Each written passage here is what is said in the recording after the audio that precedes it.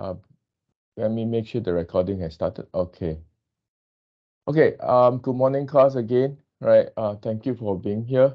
As I mentioned in my announcement, I might overrun because I realized that if I don't give myself too much time, I'm rushing through all the explanation, right?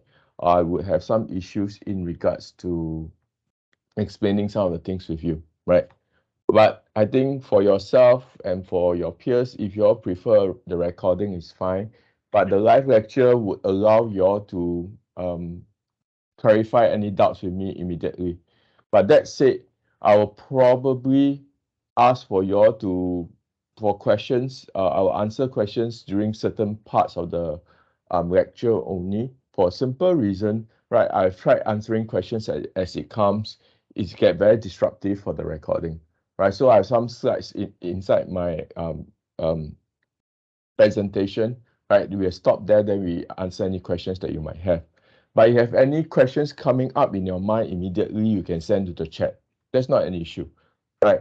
Don't worry. So just send your questions to the chat if you have anything to clarify. But if you need me to repeat a part again, I would, right? So then at least I know that there's some issues there that I need to address with you, right? So let's take that mindset in regards to the lecture. If not, why have a live lecture in the first place, right? I would want to have certain interaction with you. I would like to clarify your doubts as soon as I can, right? That said, right, you have any doubts after, you still can telegram me, you can drop me an email and things like this, and I'll answer accordingly. All right. Um, the other thing as well is that for those who came in earlier with the mic on, perhaps try to remember to switch off the mic as you come in because it can get very disruptive, especially if you come in a bit late. All right.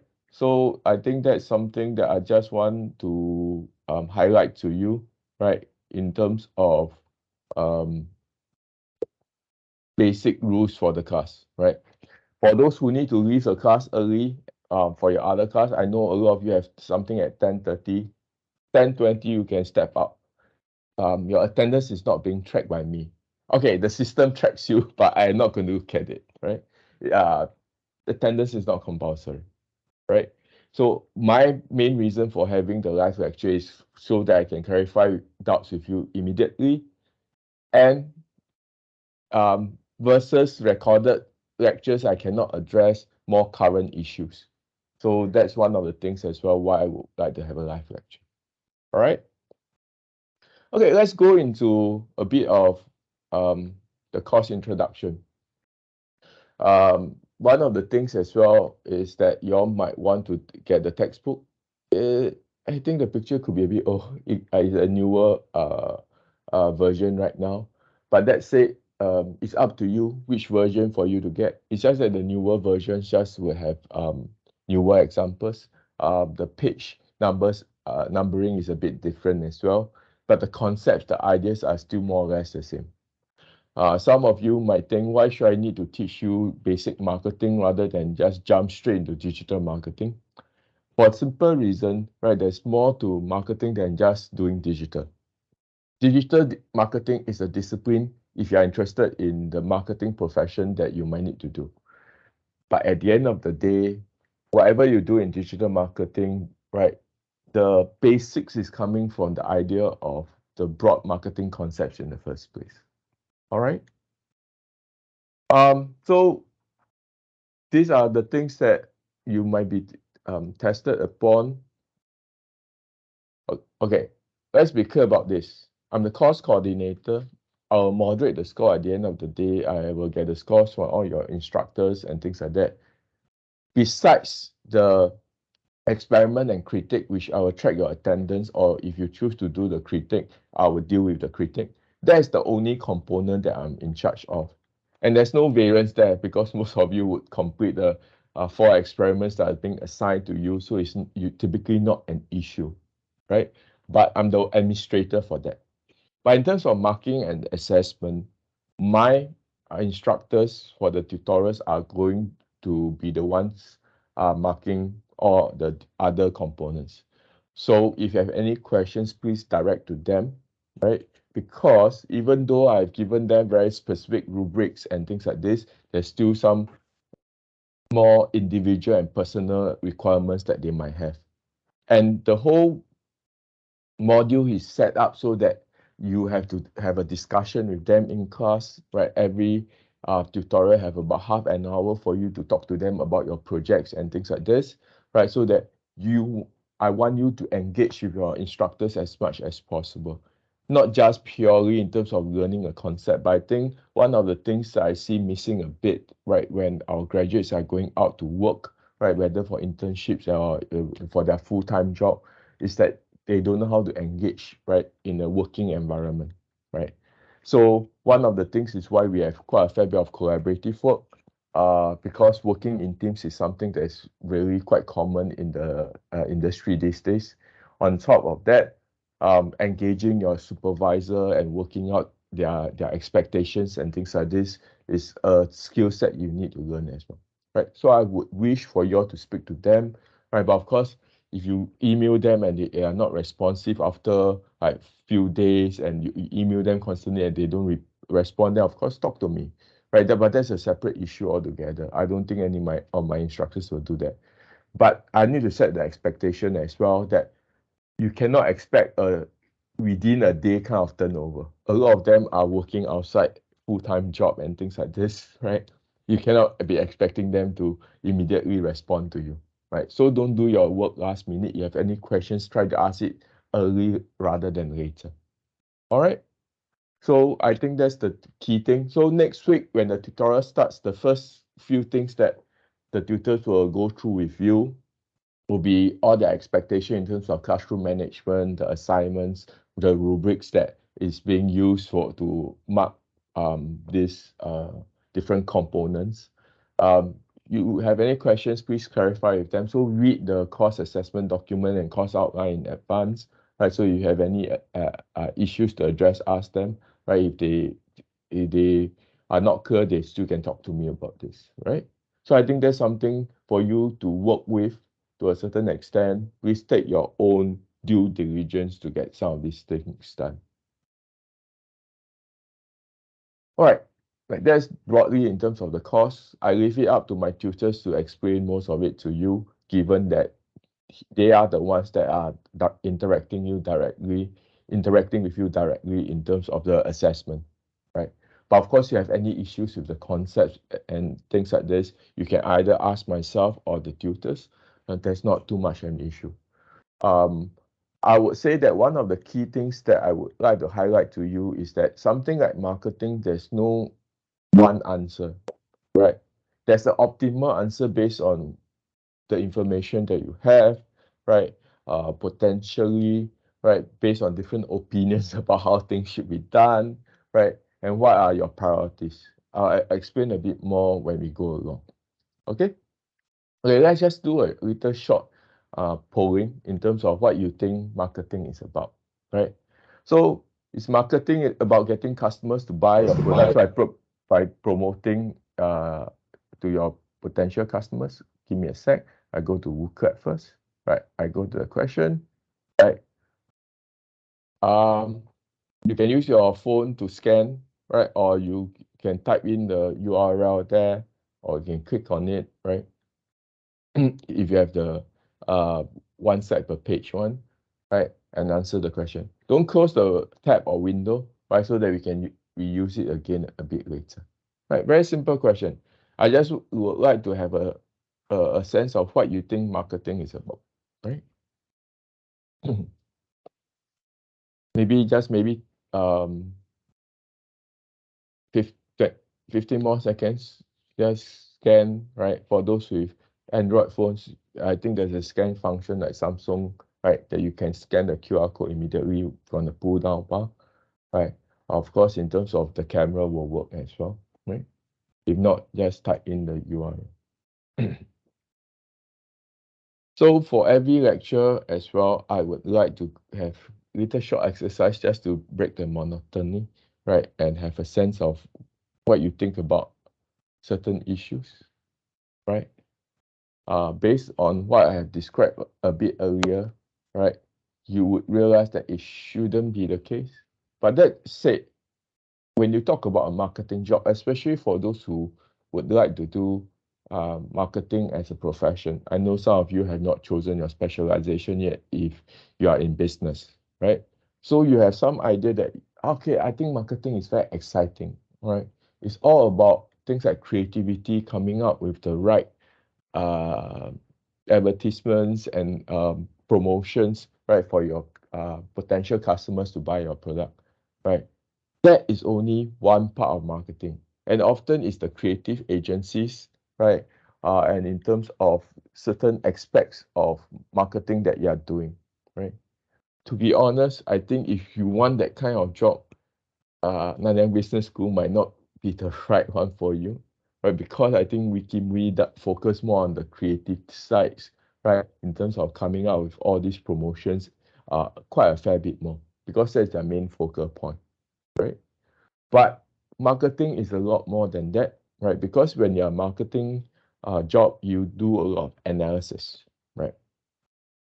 It's not that creativity is not important, right? But at the end of the day, right, based on your analysis, right, in terms of making an informed choice and decision, right, you still need to be creative to come up with a strategy, right, to take advantage of certain opportunities or to overcome certain threats that you have in the environment, right? It could be coming up with the right promotions. That is one part of it, right? So I'll go through with you in the next 8 weeks, including this week, 9 weeks, right? All the different aspects of the marketing strategy, promotion being one of them, right?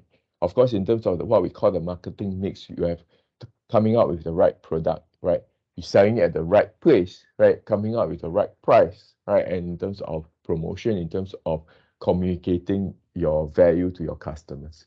Right, so there are many aspects to it, right? But first and foremost, we need to understand who we should be targeting in the first place, right? So that's why we have segmentation and targeting, right? Meaning segmenting the market, meaning splitting the market into potential different customer groups, right? Then coming up with the right, what we call positioning, how people would like to see your product, right? And or services, right? And basically in terms of differentiation that basically supports your positioning. These are things that I'll go through with you in the next few weeks, right? Because segmentation and targeting, positioning, and differentiation are very important aspects, right, of marketing. If you bring it back to digital marketing, you still need to have the understanding. It's just that the approach is a bit different, right? In terms of segmentation and targeting, I'll explain a bit more because, right, in terms of digital marketers, they collect a lot more behavioral data about what we do online, what categories do we browse, what we're interested in, and things like this, right? So I was buying a certain kind of toothpaste, right, recently, right? Because I have some issues with my oral hygiene and things like that, right? So for some reason, I could have shopped for it on Shopee or Lazada. I start seeing advertisement on my Facebook feed, right, and a lot of my other social accounts feed as well, right, selling a certain kind of oral hygiene products to me. So this is typically based on my behavioral data, right? But that said, it's still segmentation and targeting, right? So I will explain that a bit more when I get there. All right. So the thing is that in terms of marketing, in terms of the process, one of the key things for us to do, right, regardless, is to try to understand the marketing environment, something that I'll go through with you in the next 1 to 2 weeks, right? And specifically your customers, right, in terms of the needs and wants. I explain the difference between needs and wants in the next few slides. Okay. Based on that understanding, we design customer-driven marketing strategy. This is where creativity might need to come in. One of the biggest problem, I think, in terms of projects, work, and things like this is that often at least your seniors just recommend things that the nearest competitors are doing, right? So if that's the case, if you are doing what your competitors are doing, are you going to be able to stand out? Chances are is no, right? So that's where the creativity might need to still come in, but you will not be creative in terms of coming up with certain kind of design of your banner and things like that. That's not what we are going for here, right? At least for this particular course, right? So I think this is something for you to be mindful about uh, in this regards. How are we going to reach out to our customers in an effective manner? We still need to have a certain level of creativity, trying to do something different. Which comes to the point, the usual recommendation for promotion is to use social media. But the question is exactly how, right? Because social media is very crowded today, right? Even though you can recommend things like live streaming, honestly speaking, live streaming is something that's done by a lot of brands already. So how are you still going to stand out from there? So I think that is the key thing that often that needs to be addressed a bit. So in terms of the segmentation, targeting, positioning, and differentiation, we still need to have the right marketing mix, right? Basically, that's what we call the integrated marketing program, right? Dealing with the four aspects that I mentioned a bit earlier: product, pricing, place, and promotion, right? To support what you hope to achieve, right? For the customer group that you're looking at. But at the end of the day, the goal is to build some sort of profitable relationship. Okay, let me be clear about this. Most of the time when we talk about marketing and you talk about us being Nanyang Business School, of course we are talking about for profit organization. But for the concept of marketing, it can be used for non-profit organization as well, right? But what you get back in return might not be money, right? It could be getting people to donate blood. You could be getting people to volunteer and things like that. So that's where the transaction takes place to a certain extent, but it might not be hard cash per se. Okay, so when we say profitable relationship, it basically means there's a relationship that benefits both parties, right? The customers, right? The clients, right? The target audience, and the organization itself, right? By the way, one of the biggest group of organizations that invest heavily into things like social media marketing, right? You'll be surprised. It's actually the government agencies here in Singapore, right? So there are a lot of things that are happening in terms of different kind of policies and things like that. You see a lot of these advertisements around, even on social media, right? So I think that's one of the things that you also need to be mindful about. Marketing is not always about for profit. So if you choose a not for profit kind of organization for your project, then you might need to define exactly what is the outcome you hope to achieve.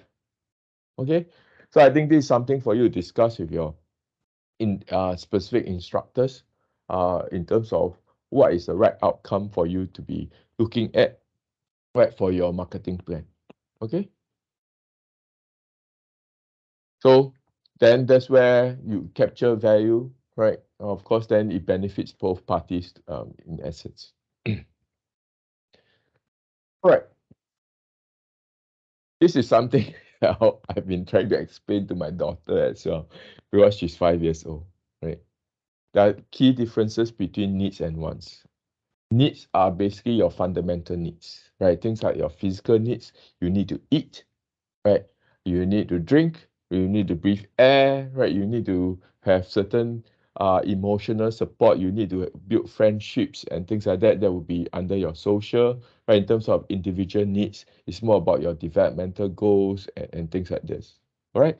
So a very simple exercise I would like you all to think about as well. Give me a sec. Okay, I'm not sure whether this still exists. This was pre-COVID, but a restaurant in New York City was selling something like this. A sundae that cost 1,000 US dollars, right?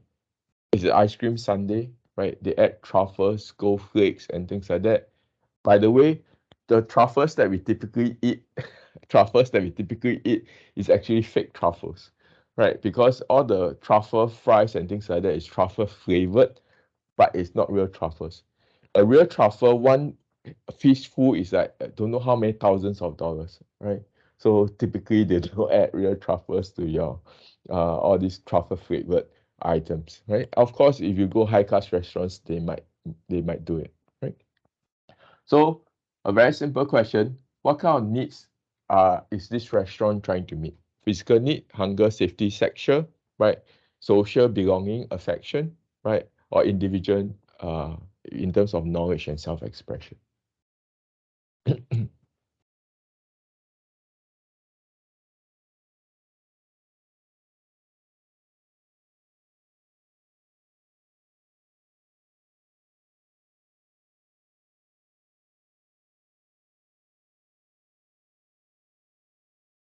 All right, maybe 5 more seconds. By the way, there's no right answer to this. But of course, I say there might be better answer than others. I'll explain a bit more in this regards. Okay, based on the polling that we have here, right? In terms of social needs seems to be the highest.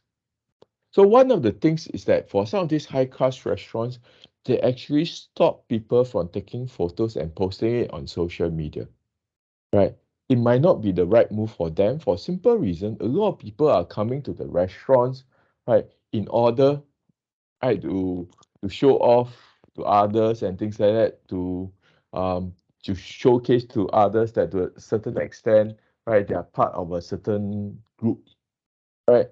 So usually those targets the social needs to a certain extent, right? But that said, I have a lot of friends to go on gastronomic experience around the world, right? To eat at Michelin star restaurants, right? In order to be a foodie, right? So those are typically what are targeted at the more individual needs, right? So in terms of knowledge and self-expression, right? So it's about more exploring themselves. There's another term that we use in terms of what we call self-actualization. If you have ever studied Maslow hierarchy of needs, which you might do in organization behavior, that's usually considered a top need in Western society. Right? But in terms of Asian society like us, that are more collectivistic in nature, social needs might be much stronger, right? Might be higher up the hierarchy. But that's another issue altogether. So in terms of marketing this, you need to understand that this is more meeting a social need.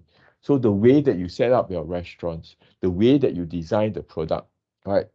You have to make sure that, right, people will be wanting to take photos of it. It looks great and not just taste great because to a certain extent, right, it's trying to meet a certain kind of social need, right?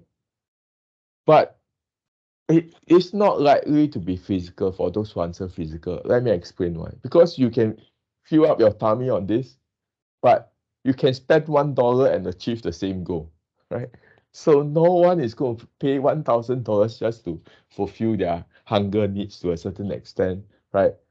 For a 1,000 US dollars Sunday. All right. So I think that's just something for you to be mindful about, right?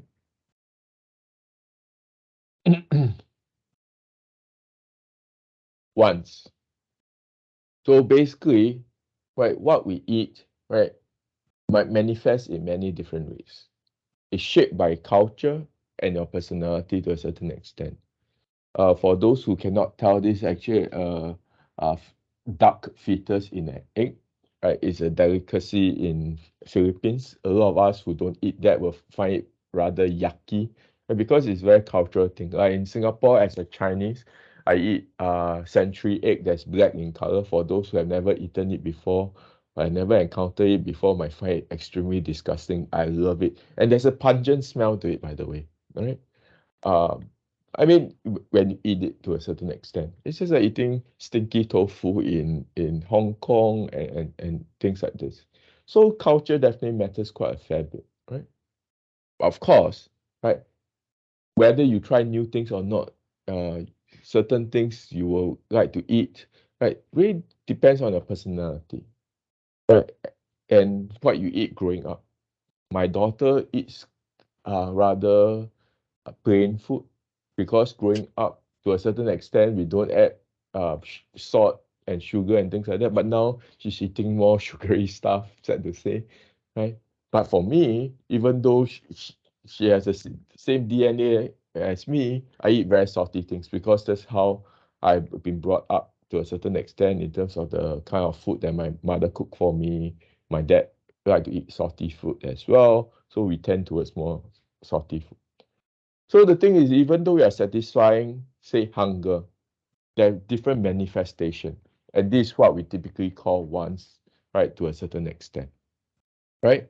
So that's the difference between needs and wants. So one of the things is that marketers tend to focus on wants because it's easier for them to grasp exactly what they are selling, right? So if you are talking about selling uh, airplane tickets, right? So I'm in the airline industry because, right, I sell tickets for a service to take the aeroplane. But you might need to take a step back and think about what are the needs that you're trying to meet in the first place. Are people trying to get from one place to another, right? Because they want to take aeroplane, or are they having more fundamental needs there? Is it because of to have a tour, right? Is it because that I need to meet my business partners, right? So it can be replaced if it's I can do face to face in terms of Zoom or MS meetings with my business partner, and that's good enough. I might not need to take the plane, right? So what is the fundamental needs is something that a lot of marketers will need to think about a lot more. All right, all right. I want something. Uh, I personally like iPhone better in terms of Apple phones. But I typically buy Android because it's far cheaper for me, right? So I have the ability to demand it, but that's it. I'm not keen on paying that kind of price.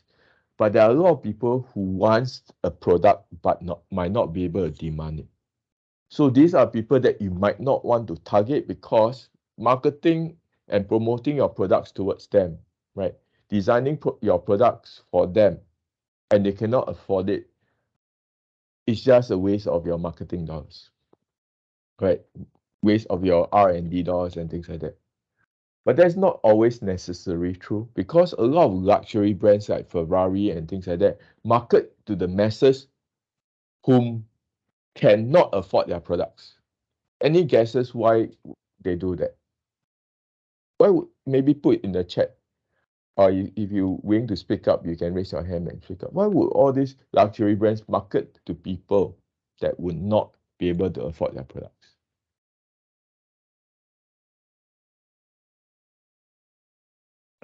See if there's any. Think about this, right? Branding, right? Brand recognition, free publicity. But I think more pertinently, they want to promote, yes, a sense of exclusivity. They want to make it an aspirational product. Because at the end of the day, why do people buy luxury products in the first place? It's often not the individual need, it's actually the more social needs to a certain extent, right? That they want to be seen to be of a certain class, right? Certain groups and things like that. When you make it feel like it's part of the product that's meant for the rich and famous, for people that you want to aspire towards, then right, more people be aspiring towards the product, right? For those in the group that people are aspiring to, they're also more likely to buy it as well, right? So there are many reasons like this to a certain extent why there's still marketing effort targeted at people who cannot afford the product. The other reason as well is that uh, these people might be able to afford the product in the future, right? If you do not realize it by now, a lot of brands are targeting youth students, right? In terms of um, technology and things like that. For a simple reason, right? You might not be able to afford their products now, but in the future you might be able to, right? So there are reasons for this. And in fact, giving youth student discount to buy their products might be a loss-making venture for them, but they are looking at the long-term future.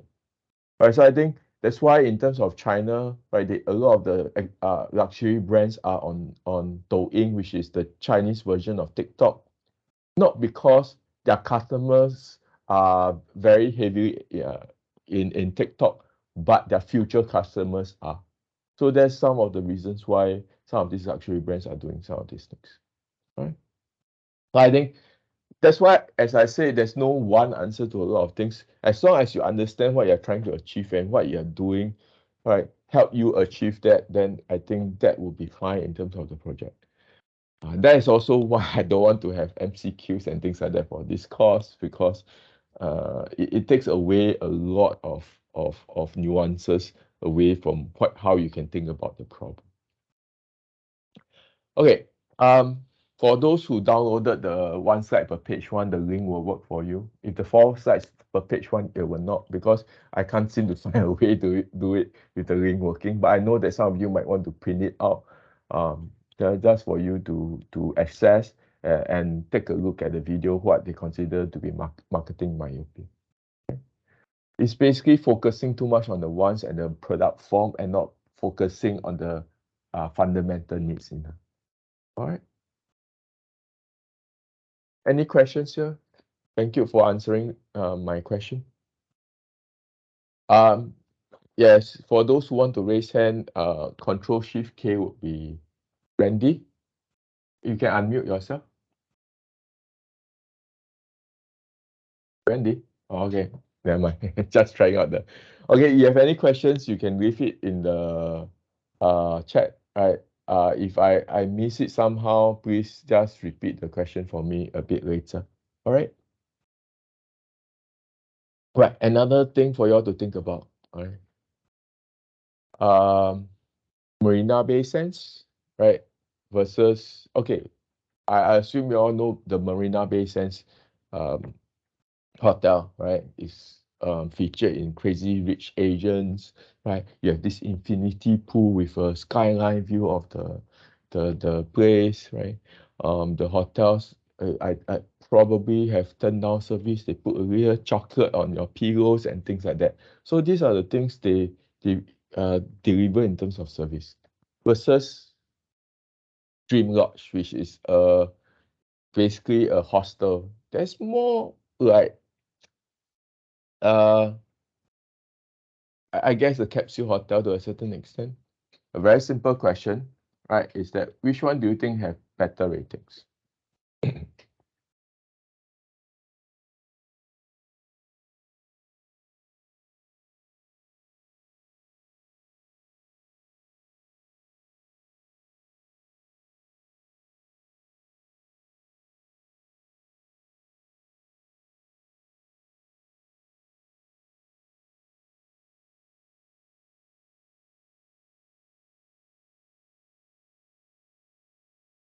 Okay, looking at answer here, most of you would think it's MBS, right? In terms of MBS, not NBS, right? Um, I would have to tell you that Dream Lodge actually has better ratings. It's 5 out of 5. I think it's still 5 out of 5 right now. But in terms of MBS, right, it's 4.5. Okay, let me explain why, even though MBS have a far higher customer service and service standards, and yet they have worse rating, right? 4.6, right? So the thing is that at the end of the day, as a brand, you set a certain kind of expectation, right? You go MBS, I think at the height now probably about $1,000 a night and things like that.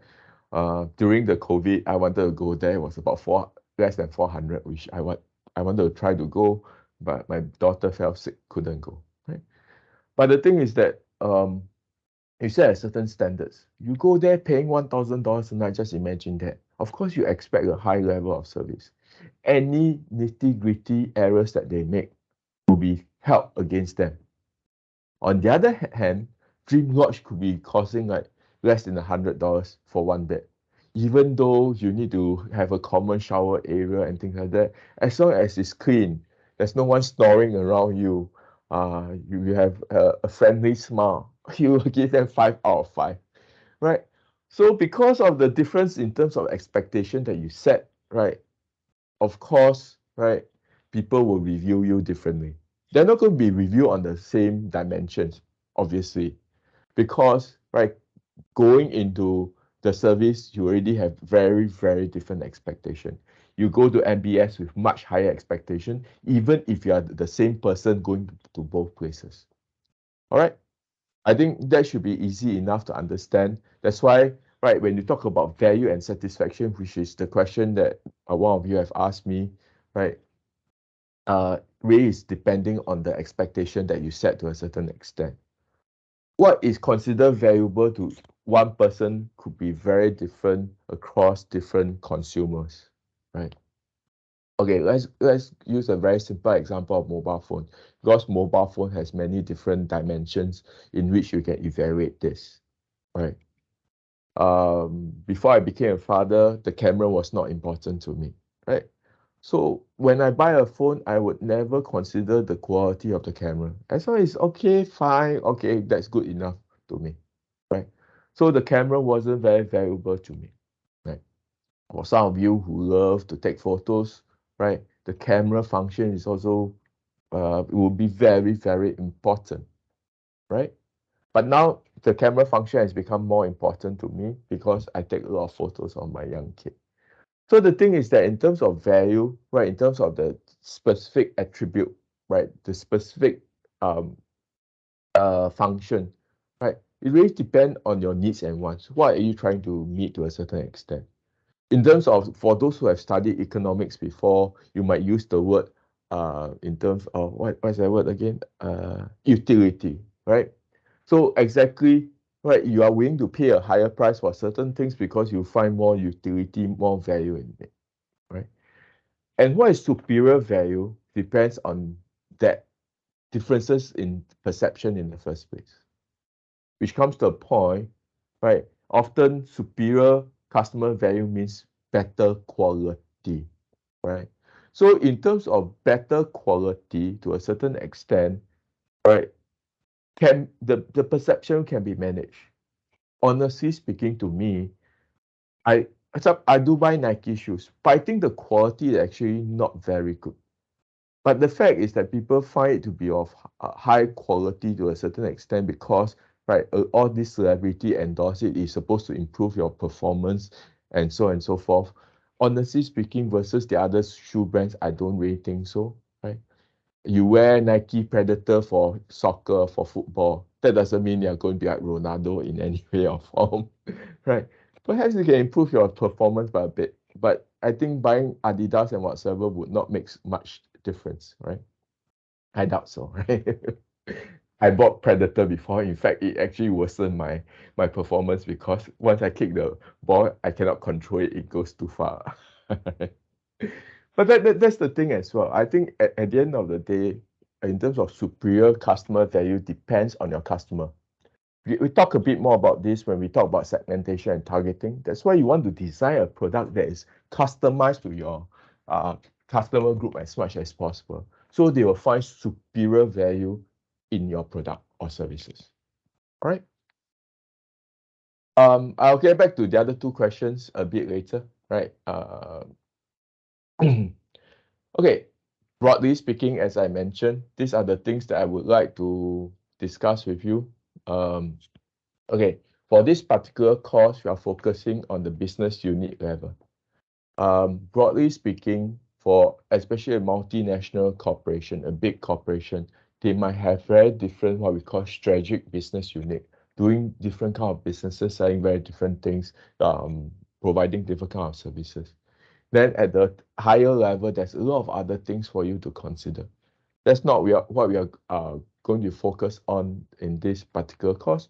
But if you are interested, you can read, I think, chapter 2, right? It discusses this quite in very superficial form, right? So we are going to be a bit more focused on a single business unit in terms of marketing a single product, or at least a product in a single product category, right? Because it helps to limit, right, the things that you need to do. Because at the higher level, you all might not have any experience, no exposure to it at all. It's very hard for you to address some of this issue.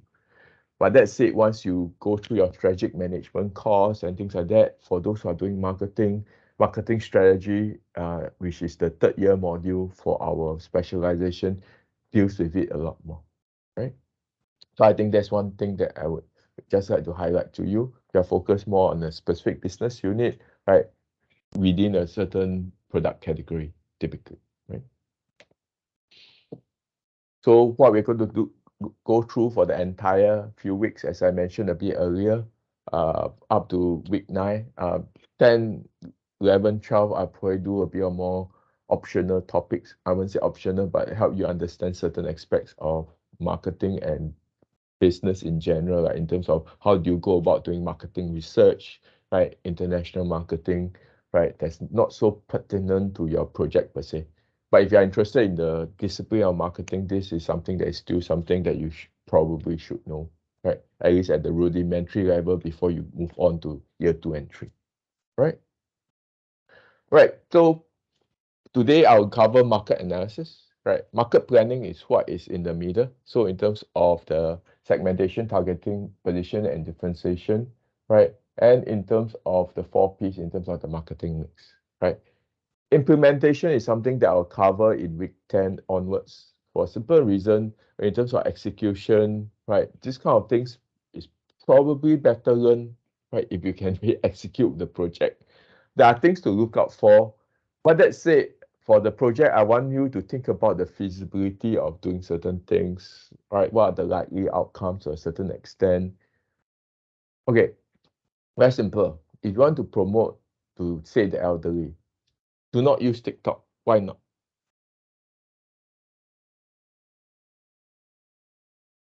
Very simple. Even if social media can be used to reach out to them, TikTok is not likely the best way to reach out to them. Why not?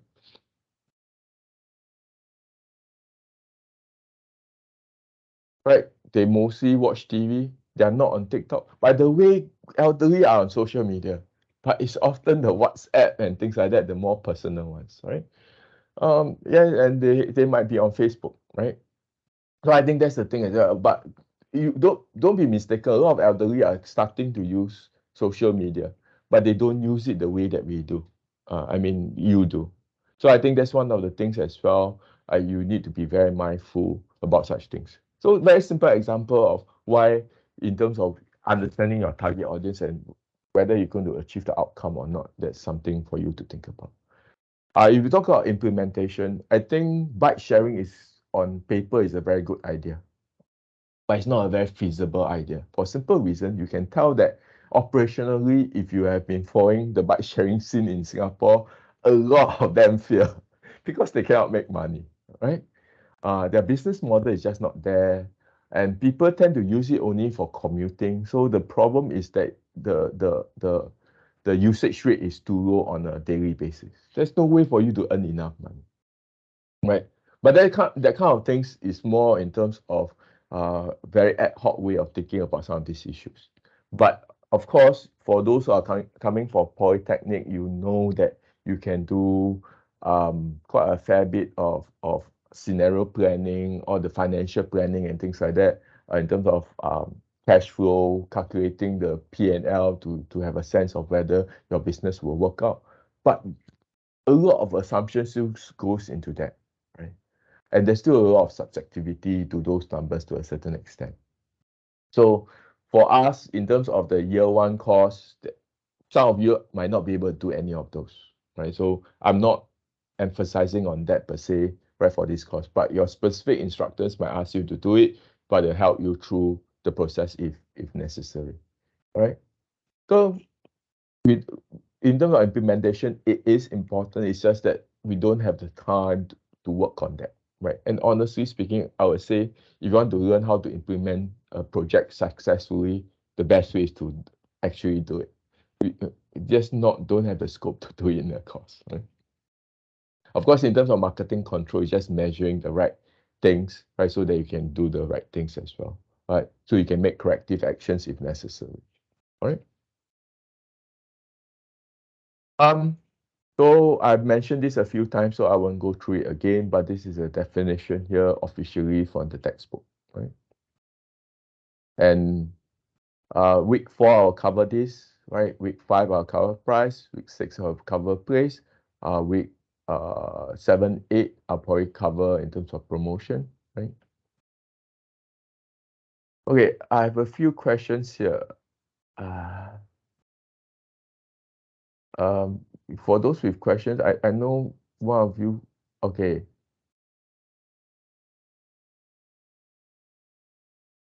mentions that marketing has become more planned and less harmful. What do you mean by less harmful? Uh, can you clarify with me? Okay, I think the other question that I remember from the chat is that would the number of reviews matter? Yes, it would. Right. If you have 2000K reviews, chances are is that there are going to be some unhappy customers, right?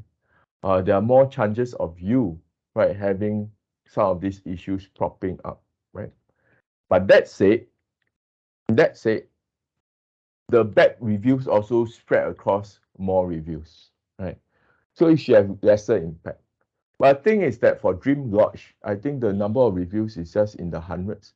Chances are is that they encourage those reviews to a certain extent. Okay, when I went to TripAdvisor, when I went to Vietnam, one of the things that a lot of the hotels and restaurants do is to encourage you to leave a good review, right? So I went to this restaurant in Vietnam called Red Bean Restaurant. It's the top rated restaurant in terms of TripAdvisor. So okay, let's go there. So one of the things that they did is that they give me a free appetizer or dessert or whatsoever and got my email address, right? And email me and ask me for a review. Given that they've given me something free and the food there was relatively nice, the chances of me giving a good review is obviously high, right? But of course, because they are trying to manage expectation to a certain extent, right? But the number of reviews does have an impact, but it could have very differential impact, right? I'm just trying to make a case to a certain extent. Just because you have higher service doesn't mean that you have higher level of satisfaction per se, right? Kiat Hon, they are not reply to you on the customer value. Okay, to achieve, okay, let's say a step back again in terms of superior customer value. All right. At the end of the day, in terms of customer value, is what people see to be valuable in your products or services. That's as simple as that. As I mentioned a bit earlier, it depends really on the customer's perception. What is valuable to one person might not to be valuable to another person. Whereas I say, I'm older, I think I value healthier products for simple reason. If I don't eat healthy products, as compared to you, I might suffer a lot of problems, diabetes, and so on and so forth. Right. So for a healthy product, I might value it higher than another person. Right. But what is healthy to me might be very different to another person who might be looking for healthy products as well. For a simple reason, like I say, I have gout. I do have gout. I need to avoid meat, fish in general, and things like this. Right? So things that can trigger my gout. So even soy products, I try not to eat too much of. But for another person, right, those proteins might be better for him or her because him or her, right, would have diabetes, so cannot eat too much carbo. So the difference between individuals, what is considered superior customer value might be very different. Which comes to the point, that's why we need to do segmentation and targeting so that we can design a product or service that provides superior customer value to that customer group, right? There's probably no one product in the world that's superior across different customers. Yeah, I say in terms of as big as Apple is, right? Not everybody thinks that Apple provide a good customer value at all, right? In fact, they think that value for money totally poor. You can buy a cheaper Android phone and meet Apple's feature set easily, right? So then you have very, very different perception of this, right? So you really need to talk about customer value from the specific customer group perspective so that you can design your product and services a lot better that way. Let me see. customer satisfaction. You could look at this and how successful. All right. Is it hard? Okay. Is it hard to achieve superior customer value in a crowded marketplace? Yes, very. Okay. Let's say the thing is that there's a lot of opportunities that are out there, right? Y'all might be able to identify that right now people might want to have more eco-friendly products and things like that. But how are you going to design a more eco-friendly product at a price point that is better than your customers? This is always the very, very big issue. It could be in terms of R&D. The R&D effort needs to be enormous in the first place. Or it could be something that is easily done. But once you do it, competitors will copy from you. Don't think that big companies will not copy product designs, features, and things like that. If you have been following the news, you will realize that all the big technological companies that are so advanced, right, Google and things like that, they have been accused, right, of stealing people's ideas, right? Apple sue Samsung, Samsung sue Apple, and so forth. It goes all around, right? So the thing is that in order to achieve superior customer value, you need for it to be sustainable, right? Which comes to a point, you need to have constant innovation.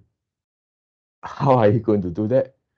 It might be a conversation that is a bit too long for this class, but it's something that you need to be thinking about in order for you to continuously be competitive.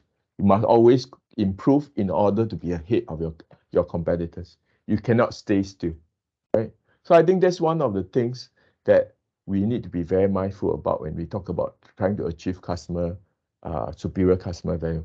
But the key message here is that it really depends on your customer segment that you're trying to target, what is considered superior customer value in the first place, right?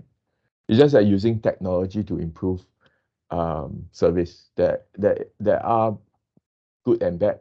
Is one of the tutorial questions I want you to consider.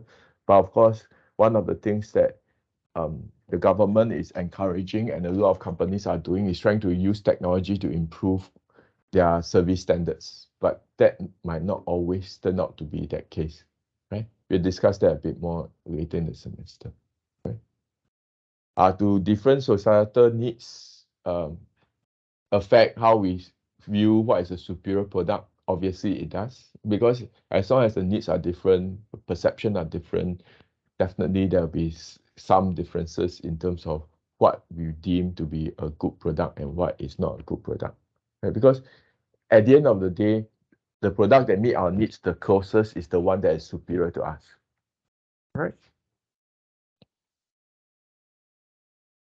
Something. Okay.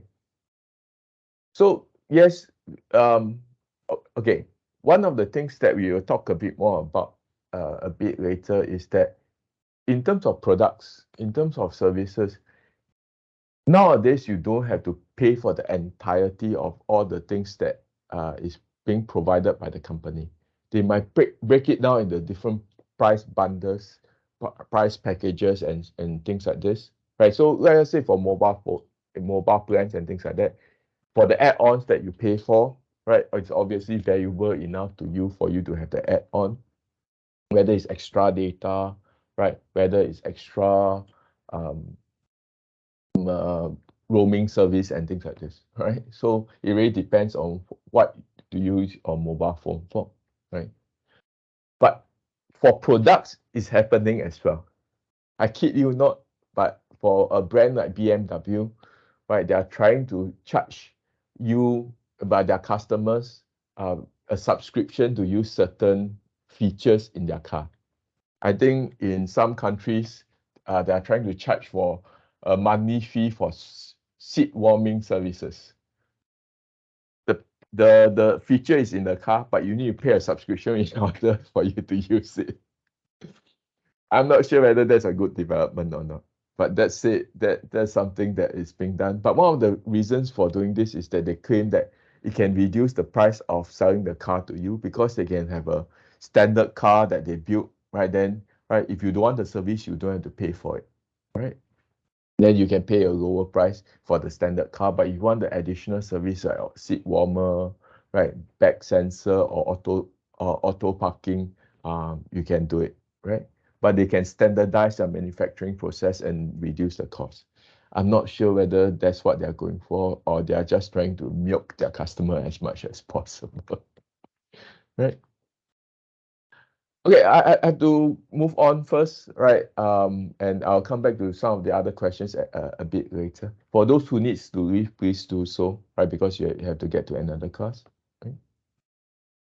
Okay, let me do a quick overview of the marketing landscape. Then I'll try to answer all the questions that are here as much as possible. If I miss any, just repeat the question for me again so that I can answer it at the end of the session, right? Okay, we typically have to do quite a fair bit of analysis in a company, right? First and foremost, a lot of companies will look at their internal data. We have what we call very different touch points, whether a website, social media, right, your stores, right? These are all the different touch points that the customers and potential customers will touch base with you. And all this information is often being collected, right? Then you can do some sort of analysis on it, right, to make your processes more effective, your communication more effective. A very simple thing is that if you do any kind of promotion, right, people come to a landing page and they bounce immediately, meaning that they come to your website and they just leave immediately. There's something wrong with it. Address that issue, right? So often these are things that are being done, and this is internal data to the company, right? You can do what we call comparative marketing intelligence. So you always be looking out on what your competitors are doing, what's happening in the marketplace, right? These are always an ongoing process so that you will not be caught up when something goes wrong. Okay? Of course, you want to launch a new product, you want to do something new. You might come up with a marketing research project, right, to collect data, right, about that. Or you are suffering a problem, sales are down, and you do not know why, right?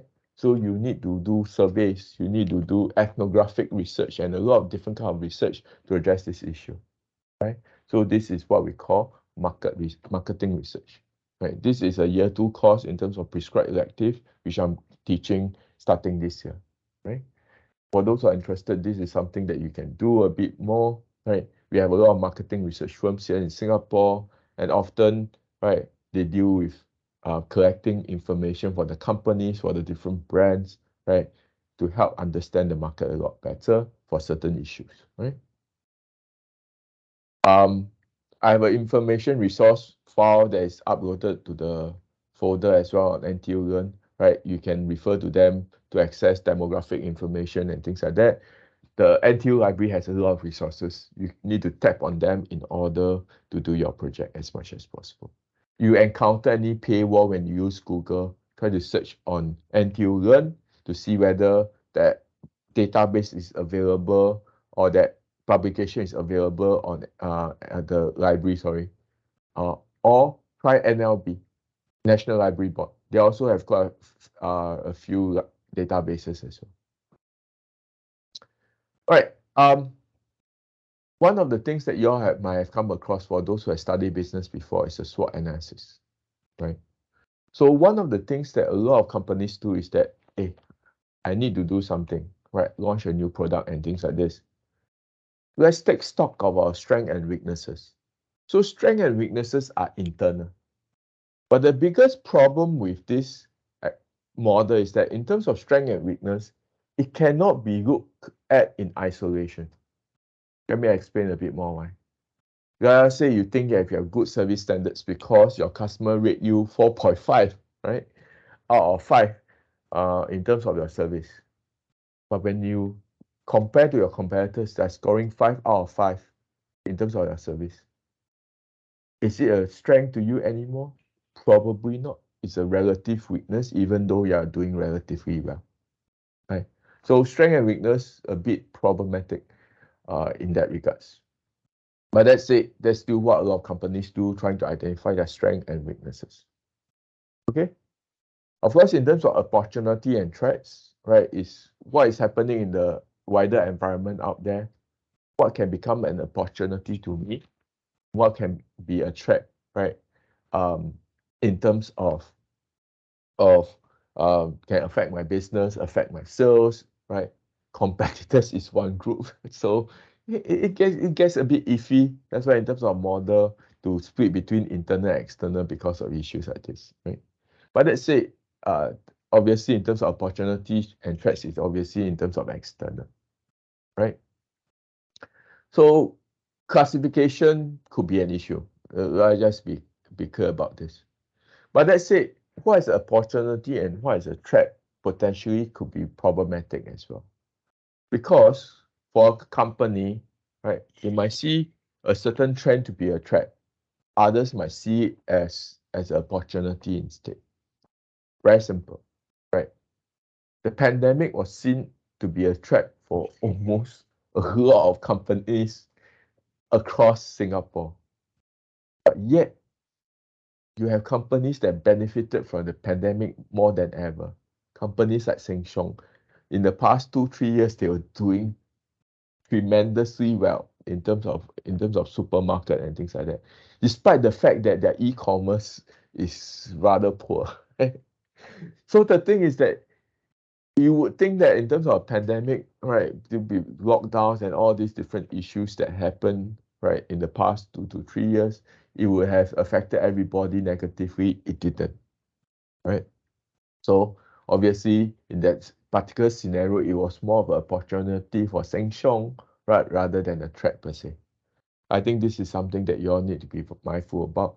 So when you talk about trying to frame what is opportunity and threat, you need to explain very clearly why it's an opportunity, why you think it's an opportunity, why you think it's a threat. Right? Something for you to think about when you're using this model.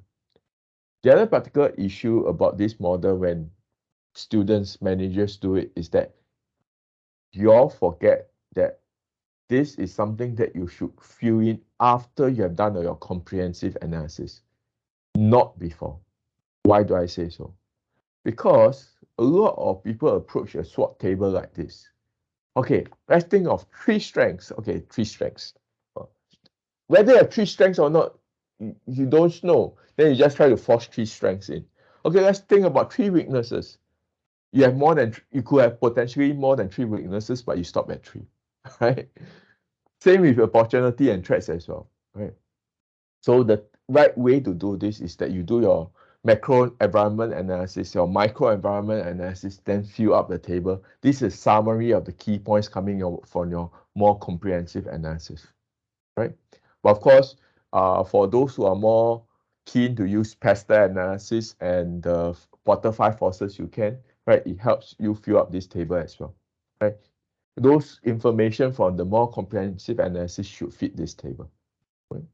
I think to me, if I'm teaching, I typically ask my students, forget about filling up this table. Just tell me when you're doing your analysis, tell me which are the opportunities and why you think are the opportunities. It doesn't have to be neatly in a table like this. Right? It's just restrict your thinking a lot more than anything else. But that said, the restriction can help you at least structure some of these things. So using a framework can have its pros and cons in that way. Right? So what I'm teaching you right now is the more proactive way of dealing with changes in the environment, right? So you plan ahead, right? Okay, I'm planning to do this. But in a very dynamic environment where things are always changing, you collect information, things have already changed. So companies go with a more experimental approach. Execute change if necessary. Execute change if necessary. This is not what I'm teaching here, but in a dynamic environment like this, potentially that might be the better approach because every time you plan, right, it takes time, right, to get all the stakeholders on the same page before you can move forward. And you're going to get nowhere. So I think that's one of the things that you need to be mindful about. But from a business school perspective, we typically teach a more proactive approach because we want you to think about the problem ahead of time, right? In order for you to address all the potential issues coming up. I think in Singapore it's still fine because our environment is still not so fast moving as compared to a place like say China or whatsoever. Right? So the thing is that there are certain trends that might be only happening in the next 20 years. Then you don't need to look at it more to address this issue immediately, right? But if it's happening in the next 1 year, obviously you need to address the issue more immediately, right? But would that have a tangible impact on your company? Even though it's happening 20 years from now, your company might close out if you don't address the issue. You might need to start planning ahead, right? But if it's happening in the next 1 month, but the impact on you is negligible, then you really don't have to deal with the problem, right? So the tangibility of the impact of the change might be important. So in terms of for your project, when you're talking about your analysis, if you have an analysis section, right, focus on the ones that have great impact on your business idea, your marketing plan to a certain extent, and obviously also try to focus on ones that are a bit more immediate as well, right? But of course, at the end of the day, you can have future plans that you will want to tackle, right? So that's always some of the things that you can be thinking about a bit more. Perhaps in terms of the very last one, we'll deal with it next week because there seems to be quite a few questions that I have not answered that I might like to get to as much as possible, right? But that's in terms of the model that I'm going to present to you. There are always certain interactions, right? One of the things is that when we present a model like this to you, right? This is a macro environment model, meaning the wider macro trends, the bigger trends that's happening around Singapore, right? And this is the sorry, I don't have the micro one here, but the micro environment is the one that is affecting the company more immediately, right? So the customer base, right, within the company and things like this, right? But whenever we have a model like this, most students would attempt to classify all trends neatly into one category. It might not always be possible for you to do so, right? So I think this is something that I would like to highlight to you as much as possible, but we'll deal with that next week when I do a short exercise with you at the start, right? But in terms of the macro environmental model, let me explain the different definition. You can go and view the supplementary videos, which I will expand a bit more in terms of explanation for all of this and what are the major trends for you to be looking out for, right? Then, demographic factors, demography, right? Basically, it's talking about humans, right? The characteristics of humans and things like that. If you are talking about companies, the word is firmography, right? It's a bit awkward, but that's basically describing businesses. So the number of employees you have, right? The revenue you earn and things like this, right? So that and the industry that you're in. So there are many ways to describe companies as well, right? Demography, right, is important because a lot of these factors potentially can affect our behavior and our choices, right? We'll talk about this a bit more when you're doing segmentation, right? In terms of economic environment, right? Okay, first and foremost, what is the key thing that's happening in our economy that we need to be mindful about? There's a lot of things that's happening in the past 1 year. Not all good. Anyone can tell me in the chat, perhaps? Quickly. Inflation, but worldwide stagflation is a concern. Stagflation means that recession plus inflation, right? Not a good combination, right? Increase in interest rate as well, especially if you are talking about selling things like cars, big ticket items that people might borrow for, right? Then that would definitely be very important. Which comes to a point, politics actually affects our economic environment. The Ukraine war, for instance, and the fact that we are having some sort of tension between US and China now because of Taiwan, right? All the supply chain disruption and things like that. So these are all concerns that you might need to deal with depending on the project that you want to embark on, right? So something for you to think about. Of course, one of the things that was highlighted by the pandemic, right, by all these different issues that we have out there is that the natural environment is degrading. Climate change is a very big concern. We're not having access to fresh water. We're not access to a lot of we have a lot of pollution in a lot of mega cities, right? We address this in Singapore, right, by having very strict rules and regulations. We are trying to invest a lot more in terms of green products. We are investing a lot more into food tech, right, agri tech and things like this.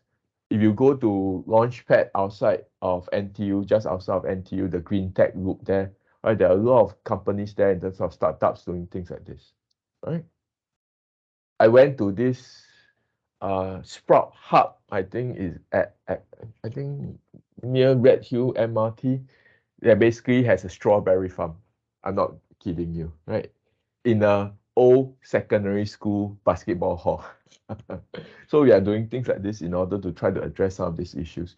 But these are likely to be rather expensive compared to the normal agriculture, which is very been industrialized quite a fair bit already. But investment has been put heavily into all of this because we need to address food security for the future, right? If you go to the staff lounge at B2B, uh, B1B, sorry. Anyway, the staff lounge at Nanyang Business School staff lounge, right? Basically, there are vegetables that have been grown there. So there's quite a fair bit of investments into such things, right? Of course, new technologies, right? Whether in terms of food tech, agri tech, of course, in terms of technological trends to a certain extent, we are using more and more internet. Then we are talking about Web 3.0. But whether there's a mission is something that can be attainable is questionable because the decentralized um, internet with all this cryptocurrency and technologies like this it's not working out very well right now, and it relies too much on individuals and communities and the government to do not have control, right? Which comes to a point, the political environment is becoming more and more uh, unfavorable for technological firms, right? Especially in places like China and US and even Singapore to some extent, right? So they want to have a bit of control to avoid negative impact on people, on the economy and things like this, right? Now, of course, culturally speaking, things are changing quite a fair bit in terms of our mindsets, our values, right? There are many reasons for this, right? Which we can address, right? Talking about this next week, right? Okay, I'll stop here in terms of the lecture. Um, I have a few questions. Let me see if I miss out any. Please inform me.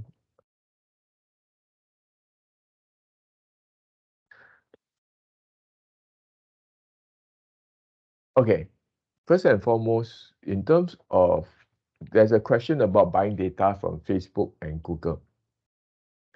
If you go and read about all of this these days, Google is trying to avoid providing data direct to the advertisers. As I just mentioned, the political environment for technological firms are not very good in certain areas of the world. US is starting to find problems with Google in terms of the way that they go about doing things. Meta, in terms of the parent company of Facebook and Instagram and WhatsApp, in terms of the way they go about doing things as well. Because there's definitely an issue in terms of privacy, right? So selling data is obviously going to be a bit of an ethical issue, despite the fact that customers might have signed away their right. How many of you, even myself included, read the terms and conditions before clicking OK? But even if you know that is, I don't really want to give up my privacy rights and whatsoever, but you want to use the service. If you want to use the service, you need to give up some of these rights. which might not be fair to the end consumers, right? So the thing is that even for Google, I think for next year onwards, they are going to revamp their algorithm, right, in terms of how they're going to push out ads through Google AdWords and whatsoever. They're going to use topics rather than your more personal data and things like this, right? So for sure, I think even though I think in terms of getting real data from all these companies and target customers is actually more effective, it's problematic ethically. And there's a lot of signs that this is going to change. There's also one of the reasons why the Chinese government is also coming down on some of the tech companies in China as well. And but the thing is that they might not want the companies to stop collecting such data because they want to pass the data. They want them to pass the data to the government, which comes to a point, right? Why the U.S. government is going after TikTok in the first place? Because some of the data of the U.S. customers are actually going to the Chinese servers, which they're not going to be very happy about. And basically, the Chinese government can ask for the data, right? And sad fact is, some of the military people and people who got potentially exposed, right? Even politicians are using such social media, so they are a bit concerned about such things. So politically speaking, right, I think all this using of data to target people, it's going to change substantially in the next few years. We have to take a look. But from the effectiveness point of view, yes, it's more effective rather than doing a segmentation, traditional segmentation and targeting. But there's still value in that. I'll explain a bit more when we talk about segmentation and targeting, right?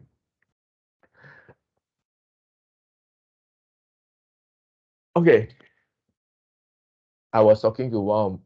There's a question about why market to a certain group at a loss.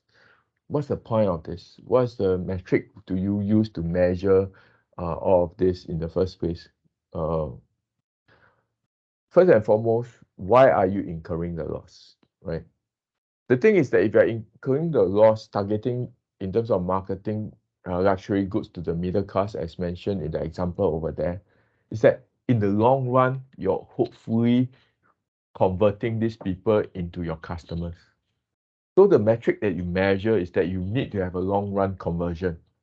If there's no conversion there, then you need to stop the program. As simple as that. Right? On the other hand, there are other reasons, right, to market a product at a loss that has nothing to do with conversion per se. Okay, I was talking to a friend, this was quite a while ago, maybe 10 years ago, who was working at P&G. I think he was dealing with the brand Pampers, diapers for kids. In Singapore, Pampers have lost its cachet. Y'all might have been brought up wearing Pampers, myself included, because that was the top brand of diapers in the past, right? But these days, there are a lot of competitors like Mooney and all the Japanese brand like Mary's and whatsoever with the same quality at lower price, right? So they don't really have a foothold here in Singapore anymore.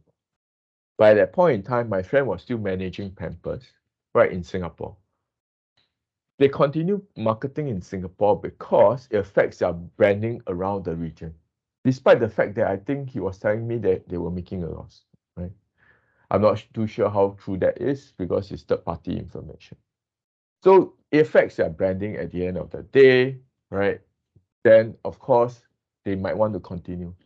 Do you have a metric to measure that? You might not, right? It's probably a gut feeling for the manager that it's necessary for them to continue.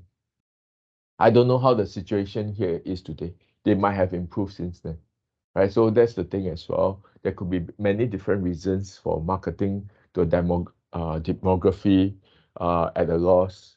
The other reason is for CSR reason, corporate social responsibility, right?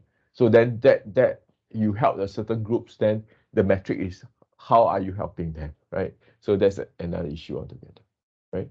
So it really depends on the reason for doing it. So you have different metrics to try to measure, right, the outcome as much as possible. All right. Um, inflation, anything else? Okay, do you look at the macro environment and micro environment in terms of for your marketing? You need to look at both. Okay, if you ever study economics before, there's macroeconomics and microeconomics, right? The thing in terms of the macro trends, right, are things that's happening around uh, across the country, around the globe, and things like that. But it might not impact the company. So one of the things that you need to try to do is to try to think about how the macro trend, right, will affect the micro environment. This is the exercise I'll go through with you next week a bit as well, right? Go and view the supplementary video about the two, but it cannot be split apart per se. And one way how these macro trends occur in the first place is an aggregate of the micro trends that's happening. As I say, in terms of many different individual customers decide to be more uh, eco-friendly. Then, of course, in terms of the macro trend, is that the cultural values are shifting, right? So it's interacting with each other, the macro and micro environment. It's not a separate issue altogether, right? So you need to look at both, right? But we will do a short exercise next week to try to address this issue, right? To see how all of this interact with each other, whether between macro trends, right, or between macro and micro, all right? Okay. Why do companies go through marketing intermediaries when they can offer the product offerings themselves?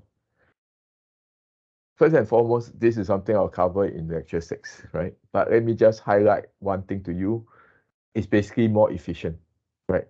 You do things right at a lower cost. That's why you want to do it. There are many things the marketing intermediaries can do for you, but they have to do it at a lower cost for you in a more effective manner before you would consider doing it right through the marketing intermediaries.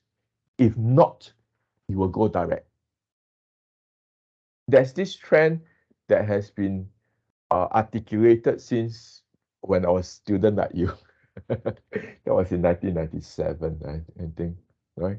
Year one like you, which is disintermediation by all these internet companies and whatsoever, right? I think in the year 2000, they were talking about this when Amazon started to grow and things like this. So, okay, disintermediation, nobody needs physical store anymore. But that said, physical store has not gone away since 25 years ago. So I think that's one of the things. What is the physical store delivering in terms of value that e-commerce is not? By the way, e-commerce is not that easy to execute. What we are paying for right now in terms of cheaper price on e-commerce is not the actual cost, a price that we need to pay for in the long run. Because they are trying to get more customers on board as much as possible, a lot of these platforms like Shopee, Lazada, for the 8/8 sale like just 2 days ago, they're losing quite a fair bit of money. In the long run, we might need to pay a much higher price. You all might have heard of the brand Ninja Van. I have a video in week 6 lecture, I think, with an interview with the founder. One of the things that he mentioned is that he actually didn't start out doing logistics. He actually started out doing e-commerce for men's clothing, if I'm not wrong. But he realized fulfillment is such a problem. That is the pain point that he wants to solve, and started Ninja Van. So it's something that is we need to discuss a bit more whether e-commerce is still the it's definitely the way forward for certain um, segment, but I think physical stores still play a part, which comes to a point we are talking about an omni-channel design these days, meaning that for say NTUC Fair Price, right? You can buy something on their app and collect in store, right? That people might prefer that for various reasons, right? So there are some of these things that we might need to think about how to get all your channels on and offline to work closer together, right? So marketing intermediaries obviously do have parts to play because the physical store might still be needed, right? Even if you're talking about online, going through platforms like Shopee might be better rather than starting your own store. Shopify has been helping a lot of small companies and even influencers market their products through TikTok, Instagram, and things like this. But even then, their shine has come off since the height of the pandemic, right? So some of these players might need to still go through a third party in order to do their selling, right? So marketing intermediaries still play a role, just that the role might be very different from 10, 20 years ago. Something we will discuss a bit more during lecture 6. All right. Okay. Okay. There's a question about choosing a more mass appeal kind of product versus a more niche product. Okay, certain product categories just have better mass appeal because they are what we call commodities.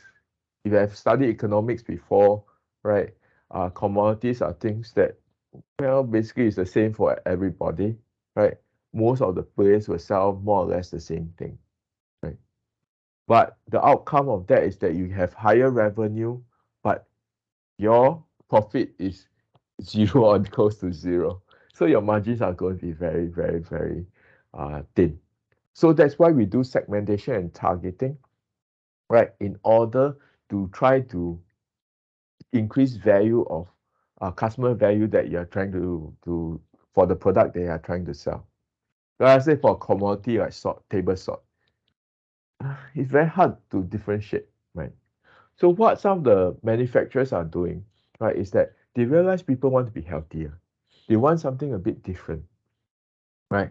So they segment the market and try to target these people with a more niche product. I wouldn't say niche per se, right? But maybe for this group of customers, they might want to pay a bit more for. Like things like sea salt. What is sea salt? Sea salt is still salt. So what it comes from the sea, right? Nah, I'm not sure whether that necessarily is better. Pink Himalayan salt, right? Those are obviously a bit more niche, so they can sell at a higher margin. Right. So in essence, right, what we are doing in terms of segmentation and targeting is that we are trying to create the additional value, right, by customizing a product that is more in line with the needs of the customer. But you can go very niche, like all the luxury brands. But the profit margin can be relatively high if you can really appeal to a group that you really want to look at. But your revenue, right, is likely to be lower. So your profit might actually be relatively low compared to a mass market kind of product. Because you reach out to more people, your margins is lower, but obviously you sell more units. So it really depends. That said, most companies do not start out thinking that way. And most multinational firms would like to have as much profit as possible, as much revenue as possible. So they tend to go for the more mass market type. Even for cosmetic, there's a category called masstige, more prestigious products for the masses, right? So they are trying to upsell some products, but have a mass appeal. That's not an easy positioning to have. Somebody had the hand raised at any what maybe just one last question. If I miss anything, just send to the Telegram chat and I'll deal with it there. Ray Yan, do you want to speak? You unmute yourself. If not, I will end the lecture here, right? Because it's almost 11. I also have a meeting at 11 as well. But as I said, you can just reach out to me, ask me the questions. I'll address it accordingly if I miss anything because a lot of questions. Then thank you for asking all these questions. At least it makes the face-to-face more meaningful. I mean, not face-to-face, but the live one. Right? Thank you.